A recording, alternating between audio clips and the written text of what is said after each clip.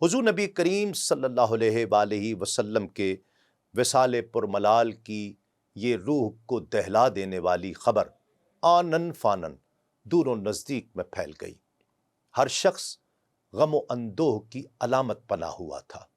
صحابہ کرام بیان کرتے تھے کہ یہ دن مدینۃ المنورہ کی تاریخ کا افسوسناک ترین دن تھا۔ ہر شخص غم سے نڈھال تھا۔ ظاہر ہے کہ وہ 14ویں کا چاند ہمیشہ کے لیے آنکھوں سے اوجھل ہو گیا، جس کی کرنیں غمزدوں کو جرت و حوصلہ عطا کیا کرتی تھیں۔ وہ آفتاب عالم تاب آنکھوں سے اوجھل ہو گیا، جس سے ان لوگوں کا ظاہر و باطن اکتساب نور کیا کرتا تھا۔ حضرت سیدۃ النساء سیدہ کائنات حضرت فاطمۃ الزہرا رضی اللہ تعالی عنہا جب اس حادثے سے آگاہ ہوئیں تو بے ساختہ سیدہ کی زبان پاک سے یہ کلمات نکلے جو آپ کے رنج و غم کی شدت کی عکاسی کر رہے تھے کہ میرے پیارے ابا جان، آپ نے اپنے رب کی دعوت کو قبول کر لیا ہے۔ ابا جان، آپ جنت الفردوس میں تشریف فرما ہو گئے۔ ابا جان، آپ کی وفات کی خبر جبریل کو کون پہنچائے گا؟ حضور کے بعد کس پر وحی اترے گی؟ اب جبرائیل کس کے پاس آئیں گے؟ اے پروردگار، فاطمہ کی روح کو اپنے حبیب کی روح کے پاس پہنچا دے۔ اے خداوند عالم، مجھے اپنے پیارے رسول کا ہم نشین بنا دے۔ اے میرے پروردگار، مجھے اپنے حبیب کی جدائی کے غم کے ثواب سے محروم نہ فرمانا، مجھے روز محشر اپنے محبوب کی شفاعت سے محروم نہ فرمانا۔ روایت میں آتا ہے کہ سرکار دو عالم صلی اللہ علیہ وآلہ وسلم کے وصال پرملال کے بعد کسی نے حضرت سیدہ کائنات کو ہنستے ہوئے نہیں دیکھا، یہاں تک کہ پاک بی بی کا بھی انتقال ہو گیا۔ دوسری جانب ام المومنین حضرت عائشہ صدیقہ رضی اللہ تعالی عنہ اس اچانک فراق پر اپنے رنج و الم اور اپنی عقیدت و محبت کا یوں اظہار کر رہی تھی کہ صد ہے وہ نبی جس نے فقر کو غنا پر، درویشی کو تونگری پر اختیار کیا۔ صد افسوس وہ دین پرور راہبر جو اپنی گناہگار امت کے گناہوں کو بخشوانے کے لیے ساری ساری رات بے چینی میں گزار دیا کرتا تھا۔ صد ہے وہ مرشد کریم جس نے بڑی جرت و استقامت کے ساتھ مجاہدہ فرمایا۔ صد افسوس وہ رسول جس نے حرام چیزوں کی طرف کبھی نگاہ تک نہ کی، کفار کی ایذا رسانیوں کے باعث جس کا قلب منیر کبھی متاثر نہ ہوا اور ان کو دعوت حق دینے میں کبھی بیزاری، کبھی تھکاوٹ کا اظہار تک نہ کیا، جس نے مفلسوں اور محتاجوں کے لیے اپنے انعام اور احسان اور فضل و سخاوت کا دروازہ کبھی بند نہ کیا۔ وہ نبی جس کے موتیوں جیسے دانت پتھر مار کر شہید کیے گئے، وہ نبی جس کی نورانی پیشانی کو زخمی کیا گیا، وہ راہبر جس نے پے در پے 2 روز جو کی روٹی بھی سیر ہو کر نہیں کھائی۔ صد افسوس کہ آج وہ کریم آقا دنیا سے رخصت ہو گئے۔ انا للہ و انا الیہ راجعون۔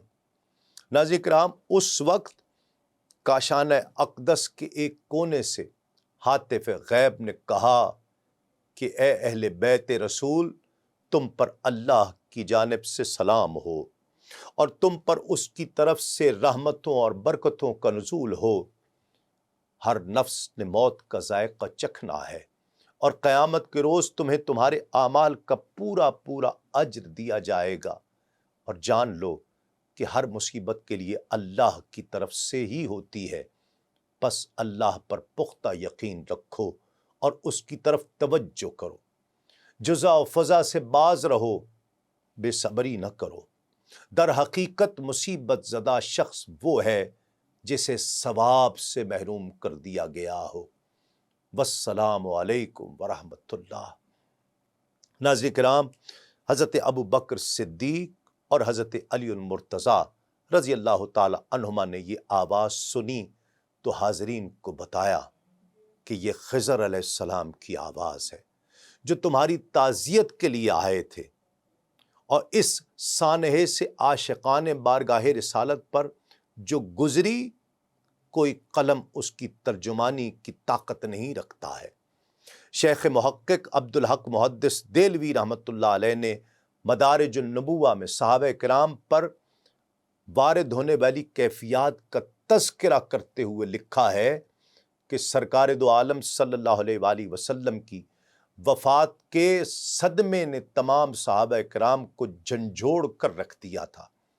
سارے حیران اور ششدر ہو کر رہ گئے تھے۔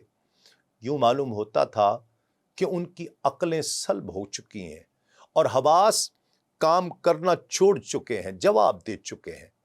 بعض صحابہ کرام ایسے تھے کہ شدت غم سے ان کی قوت گویائی ہی سلب ہو گئی، بات نہ ہو پائے۔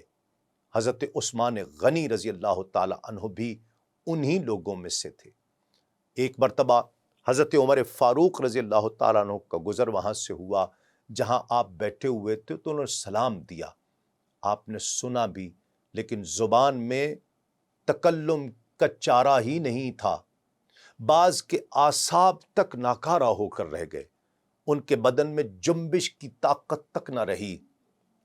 سیدنا علی المرتضیٰ رضی اللہ تعالیٰ عنہ کی بھی یہی کیفیت تھی۔ حضرت فاروق اعظم کی کیفیت تو سب سے جدا تھی۔ بعض صحابہ کرام نے تو یہ دعا مانگنا شروع کر دی کہ اے اللہ ہماری آنکھوں کی بینائی سلب کر دے، تاکہ جن آنکھوں نے تیرے حبیب کے روئے زیبا کو دیکھنے کا شرف حاصل کیا ہے وہ اب ان کے بعد کسی اور چہرے کو نہ دیکھیں۔ امام ابن اسحاق حضرت ابو ہریرہ رضی اللہ تعالیٰ عنہ سے روایت کرتے ہیں کہ نبی پاک صلی اللہ علیہ وآلہ وسلم کے وصال پر حضرت عمر فاروق رضی اللہ تعالیٰ عنہ مسجد نبوی شریف میں تشریف لائے تو دیکھا کہ منافقین آپس میں کانا پھوسی کر رہے تھے۔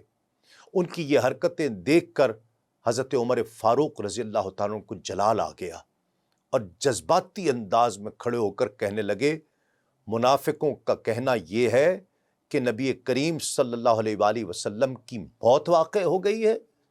میں خدا کی قسم کھا کر کہتا ہوں کہ وہ مرے نہیں بلکہ قرب حق میں لیے گئے ہیں۔ جس طرح حضرت موسیٰ علیہ السلام گئے تھے اور 40 دن بعد واپس آئے تھے، اب ہمارے پیغمبر صلی اللہ علیہ وآلہ وسلم تشریف لے گئے ہیں اور وہ بھی واپس ہوں گے۔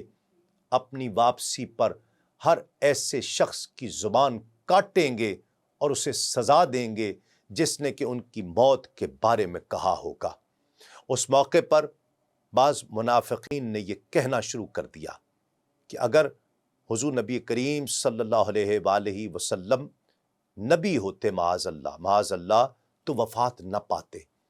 اپنے محبوب کریم صلی اللہ علیہ وآلہ وسلم کی جدائی کا صدمہ اور اس پر ان دشمنان رسول کا بغض، حضرت عمر فاروق صدمے سے بے قابو ہو گئے اور اپنی تلوار نکالی اور اعلان کیا کہ اگر کسی نے یہ کہا کہ رسول اللہ نے وفات پائی ہے تو میں اس تلوار سے اس کے 2 ٹکڑے کر دوں گا۔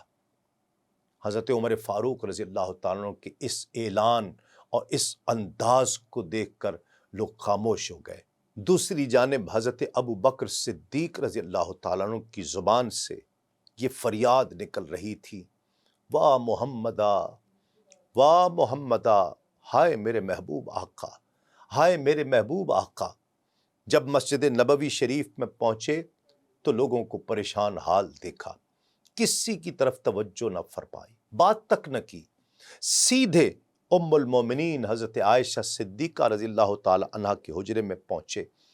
روح مبارک پر جو چادر ڈالی گئی تھی اسے روح مبارک سے ہٹایا اور حضور کی نورانی پیشانی پر اور اپنا منہ حضور کے روح اقدس پر رکھا، پھر سر اٹھا کر فرمایا، اے ہمارے جلیل القدر نبی۔ پھر دوبارہ چادر ہٹا کر روح اقدس کو بوسہ دیا اور آنکھوں سے آنسوؤں کے دریا رواں ہو گئے۔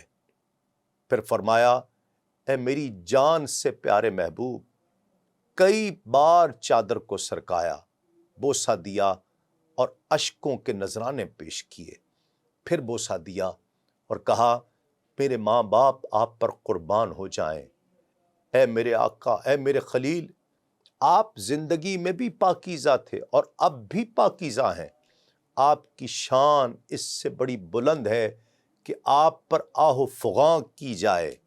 اگر زمام اختیار ہمارے ہاتھ میں ہوتی تو ہم حضور پر اپنی جانیں نچھاور کر دیتے۔ حضور نے اگر ہمیں مرنے والوں پر آہ و بکا سے منع نہ کیا ہوتا تو میں اتنا روتا کہ میری آنکھوں سے اشکوں کے چشمے جاری ہو جاتے۔ پھر عرض کی اے اللہ، ہمارا سلام اپنے محبوب کی بارگاہ میں پہنچا دے، اور یا رسول اللہ، ہم غلاموں کو اپنے خداوند قدوس کی بارگاہ میں یاد کرنا۔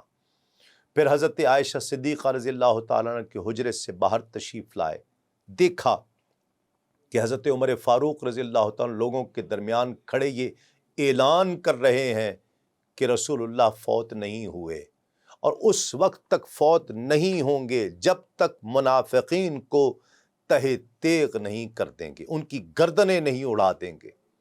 حضرت ابو بکر صدیق رضی اللہ تعالیٰ عنہ نے حضرت عمر فاروق رضی اللہ تعالیٰ عنہ کو فرمایا عمر بیٹھ جاؤ، لیکن انہوں نے بیٹھنے سے انکار کر دیا۔ صدیق اکبر فرماتے ہیں اے شخص، تم جانتے نہیں ہو کہ رسول اللہ وفات پا چکے ہیں، اور اللہ نے اپنی کتاب کریم میں خود فرمایا ہے کہ اے حبیب، بے شک آپ نے بھی دنیا سے انتقال فرمانا ہے اور ان کو بھی مرنا ہے، اور یہ بھی ارشاد فرمایا کہ اور ہم نے آپ سے پہلے کسی آدمی کے لیے اس دنیا میں ہمیشہ رہنا نہ بنایا، تو کیا اگر آپ انتقال فرما جائیں تو کیا یہ دوسرے لوگ ہمیشہ رہیں گے؟